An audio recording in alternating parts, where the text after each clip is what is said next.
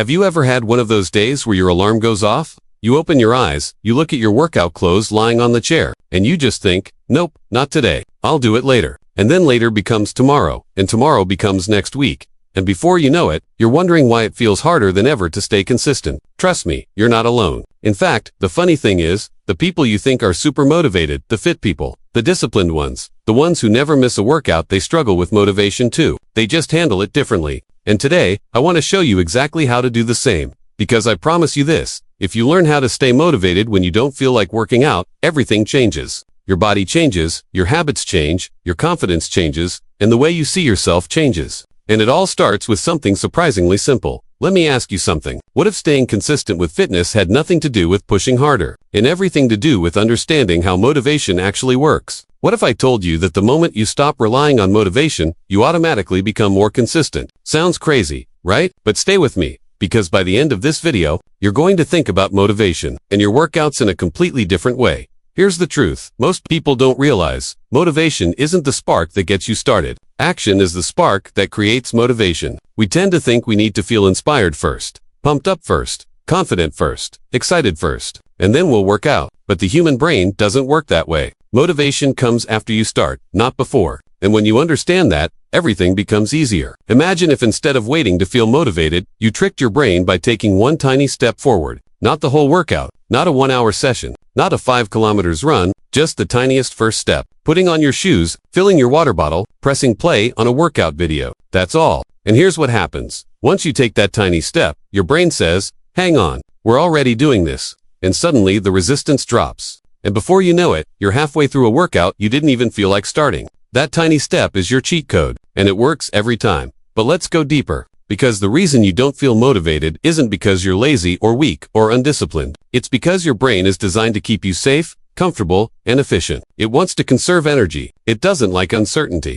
It likes predictable routines and familiar patterns. And the problem is, working out, especially if you're tired, stressed, or busy, feels like a threat to your comfort. So your brain starts negotiating with you. You can do it tomorrow. You're too tired. You had a long day. You need rest. It's okay to skip this one time. Has your brain ever given you those excuses? Of course it has. And you know what? It's not lying. You probably are tired. You probably did have a long day. But that doesn't mean you can't still do something for yourself. Motivation isn't about ignoring the truth. It's about not letting excuses drive the car. And the biggest shift happens when you stop making working out optional. Think about it, like brushing your teeth. You don't wake up and ask yourself, do I feel motivated to brush my teeth today? No, you just do it. It's not an emotional decision. It's a normal part of your day. And that's what fitness becomes when consistency is built into your identity. You're not someone who tries to work out. You're someone who works out, even if it's short, even if it's simple, even if it's not perfect. You stop asking, do I feel like it? And instead ask, what's my version of movement today? Sometimes it's a full intense workout. Sometimes it's a walk. Sometimes it's stretching or mobility. But you still move, and that builds a powerful identity loop. When you consistently show up, you start seeing yourself as someone who shows up. And once that identity clicks, motivation becomes a bonus, not a requirement. Now let's talk about one of the biggest killers of motivation, perfection. So many people sabotage themselves because they think, if I can't do the full workout, I won't do anything at all. Or, if I missed yesterday, I already ruined my streak. So what's the point? Let me tell you something that can change your entire fitness journey. Perfection is a trap. Consistency has nothing to do with perfection. Consistency is about returning. It's about coming back again and again. Even after you miss a day, or a week, or even a month, you can restart at any moment. You don't lose progress just because you break consistency. You lose progress when you quit altogether. So instead of chasing perfection, chase continuity. You're building a lifestyle, not checking a box.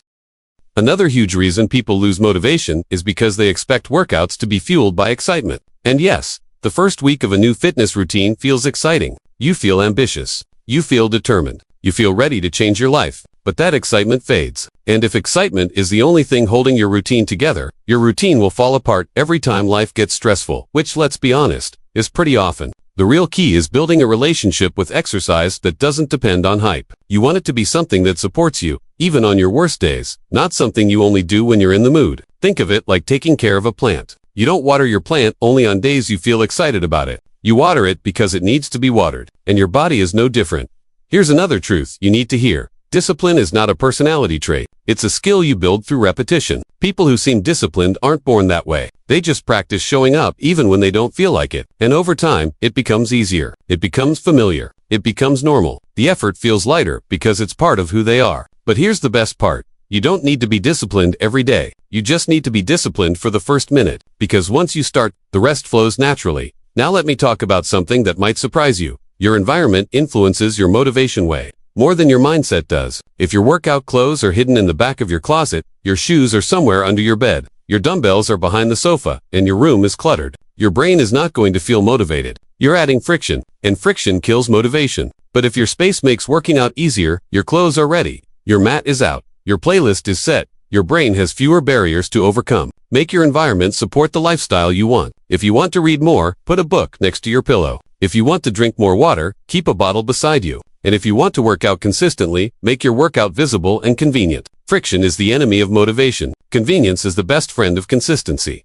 Another thing that destroys motivation is comparison. Maybe you follow fitness influencers. You see people running 5 miles every morning. You hear someone talk about their perfect routine, and you start feeling discouraged. You start thinking, I'm too far behind. I'm not disciplined enough. I don't look like that. I can't work out like that. But let me tell you something that might free you. You are not supposed to be motivated the same way someone else is. You are not supposed to have the same pace, the same goals, the same energy, or the same life circumstances. Your fitness journey is your journey. And when you stop comparing yourself to other people, you start enjoying the process more. You stop chasing someone else's standard. You start chasing your own growth. And that's when your motivation starts coming from a much healthier place because it's coming from you. Not pressure, not guilt, not comparison.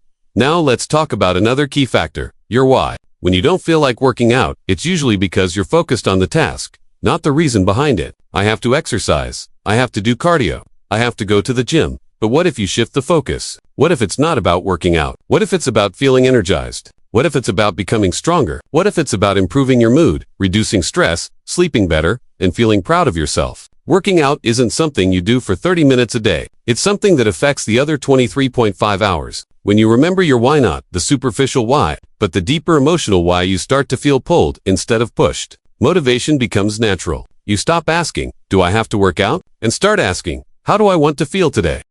One of the biggest secrets to staying consistent is making workouts enjoyable. You don't have to stick to a routine that you hate. You don't have to force yourself to do exercises that feel boring, painful, or overwhelming. Movement should feel good. It should empower you, not drain you. If you hate running, don't run. If you love dancing, dance. If you enjoy lifting, lift. If you feel good with walking, walk. There is no one correct workout. The best workout is the one you can stick to. The one that fits your personality. The one that feels like something you want to come back to. When you enjoy your workouts, motivation becomes easier. Maybe not perfect, but easier. Here's something else that will change your mindset. Stop thinking of workouts as something you must complete. Think of them as something you get to experience. Working out is not a punishment for eating. It's not a chore. It's a privilege. Not everyone has a body that can move freely. Not everyone has the opportunity or the health to exercise. The fact that you can move, stretch, walk, lift, sweat, that's a gift. And when you approach fitness with gratitude instead of pressure, the resistance melts away. You feel more connected to your body, more appreciative, more motivated to take care of yourself. Let's talk about fatigue for a moment. Sometimes you don't feel motivated simply because you're exhausted physically, mentally, emotionally. And when you're tired, your brain doesn't want to push. That's normal. But here's the trick. Tired doesn't always mean you shouldn't work out. Sometimes the best thing you can do for your tired body is light movement. A walk, a stretch, slow yoga, deep breathing, mobility work. These small, gentle movements can actually energize you. They can lift your mood, reduce tension, and help you recover. On the other hand, if you're genuinely burnt out, if your body is signaling that it needs rest, that's different. Rest is part of the program. Recovery is part of the plan. A healthy routine includes both effort and rest. So, instead of thinking I need motivation, ask yourself, what kind of movement do I need today? Sometimes the answer is a workout. Sometimes the answer is a walk. Sometimes the answer is rest. Listening to your body is part of staying consistent. Another powerful strategy for staying motivated is emotional anchoring. Think of a time when you felt proud after a workout. That feeling of accomplishment. That moment where you thought, I did it. Your brain loves that feeling. It loves rewards. But often, we forget to connect our workouts with emotion. We only think about the effort, not the reward. So the next time you don't feel like working out, close your eyes and imagine that post-workout feeling. Imagine the relief, the pride, the energy, the sense of progress. That feeling can pull you forward when motivation isn't there. Your brain follows emotion, not logic. Now let's talk about accountability. Because this is one of the most effective tools in the entire fitness world. When you rely only on your own motivation, things get tough. But when someone else is counting on you or when you've made a commitment that feels real, you're much more likely to show up. That's why workout partners work. That's why fitness classes work. That's why challenges work. And if you don't have any of that, you can create your own accountability system. Tell a friend. Join an online community. Track your progress. Share your goals. Even writing your plan down makes it more real. When it's written, it's not just an idea anymore, it's a commitment. And commitments push you forward when motivation fades. Let's talk about a mistake a lot of people make. They think motivation comes from seeing results. If I start losing weight, then I'll feel motivated. If my body starts changing, then I'll be consistent. But results are slow. Your body doesn't transform overnight. And if you're relying on physical changes to motivate you, you'll get discouraged quickly. The real motivation comes from the internal wins. From progress you can feel, not just see. Feeling stronger, sleeping better, feeling more confident, having better posture, feeling less stressed, breathing easier during a walk. These changes happen much earlier than physical results. And if you learn to notice them, to celebrate them, you'll feel much more motivated to keep going. Let's talk about something deeper. A lot of people lose motivation because they don't trust themselves. They've broken promises to themselves so many times that their brain no longer believes them. I'll start Monday. I'll start next month. I'll go to the gym after work. I'll wake up early. After enough failed attempts, your brain thinks, why even bother? We're not going to follow through anyway. But here's the good news. Trust can be rebuilt. And it starts with small promises. Micro promises. Promises so small that you cannot fail. Instead of saying, I'll work out for an hour, say, I'll move for 5 minutes. When you keep that tiny promise, your brain starts to believe you again. And when your brain trusts you, motivation becomes easier. You feel more confident. You feel more committed. You feel more prepared. Building self-trust is one of the most powerful things you can do for your fitness journey. Now let's talk about the myth of all or nothing. This is where so many people get stuck. They think that if they can't give 100%, they shouldn't give anything at all. But the truth is, your fitness journey isn't built on 100% days. It's built on the 60% days, the 40% days, the 20% days, the days where you show up with whatever you have. That's what builds long-term results. Not perfection. Something will always beat nothing. 5 minutes beats 0. A walk beats sitting. A stretch beats postponing. And the beauty is, once you start doing something small, it naturally grows into something bigger. Because taking action creates momentum, and momentum creates motivation.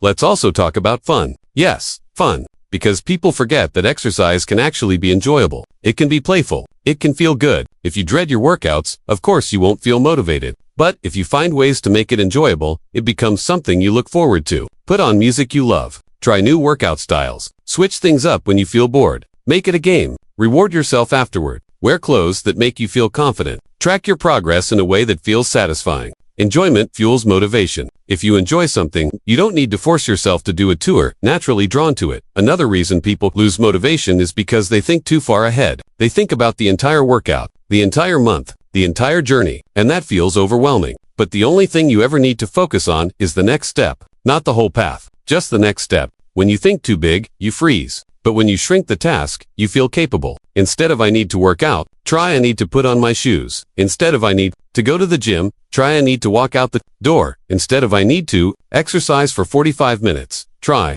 do the first 5 minutes. And your brain will take care of the rest. Let's talk about identity again, because this is the core of everything. You don't rise to the level of motivation. You fall to the level of your identity. If you see yourself as someone who struggles, you'll continue to struggle. If you see yourself as someone who starts and stops, that's what you'll do. But if you start to say, I'm the type of person who takes care of my body.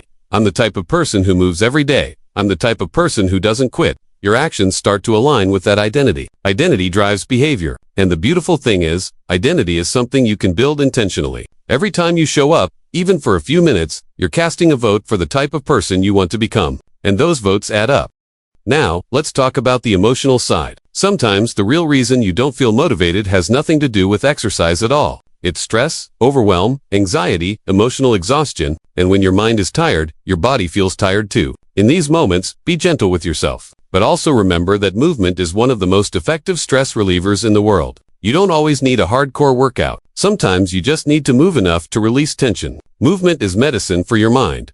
Let me leave you with this. Motivation is not magic. It's not something you wait for. It's something you create. And you create it through small actions, small promises, small wins, and small shifts in how you see yourself. You don't need to be perfect. You don't need to be extreme. You just need to show up for yourself. Even a little bit. Even on the days you don't feel like it. Because those days, the days you show up when it's hard, are the days that change you the most. And if you've been struggling, if you've been skipping workouts, if you've been feeling stuck or unmotivated, I want you to hear this. Nothing is wrong with you. You're not failing. You're not weak. You're human. And you're capable of building the consistency you want. You're capable of building discipline. You're capable of becoming the version of yourself that you dream about. You're not starting from zero. You're starting from experience. You're starting from wisdom. You're starting with the awareness that you want more for yourself, and that is already a powerful beginning. So today, don't wait for motivation. Don't wait to feel ready. Don't wait for the perfect moment. Start with one tiny step, 1 minute of movement, one commitment to yourself, and watch how that one small action builds the momentum that changes everything. You have the power to show up. You have the power to create motivation. And every time you move, every time you choose action over excuses, you're proving to yourself exactly who you are becoming.